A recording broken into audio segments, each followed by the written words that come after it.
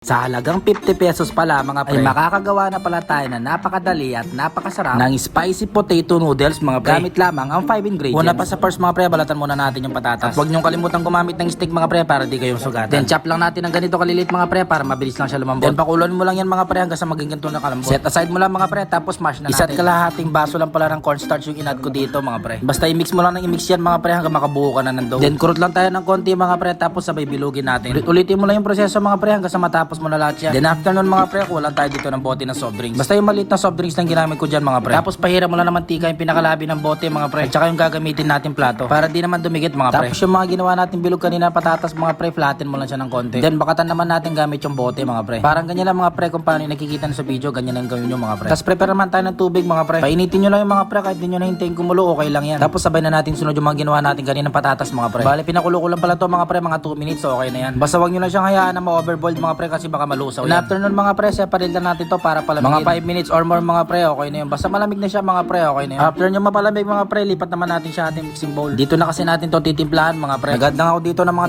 2 kutsarang chili flakes mga pre. Tapos konting MSG tsaka ground pepper mga pre. Tapos konting toyo lang din mga pre. Tapos leeks. At wag nyo rin kalimutan mag-add ng hot oil mga pre. Then mix lang natin mga pre hanggang mag-mix na lahat yung mga nilagay nating ingredients. Tignan mo naman yung itsura. Sarap eh no? Para ka na rin kumakain sa Chinese restaurant pag natikman mo to mga pre. Siya nga pala mga pre, kung nakaabot ka sa dulo ng video na to, paki-comment mo naman kung taga saan para naman ma-shoutout kita sa susunod natin na upload. At kung nagustuhan mo naman yung mga gantong klaseng content, pakitap mo naman yung like, follow, and share. Yun lang mga pre, pakabusog kayo palagi ha. Bye-bye!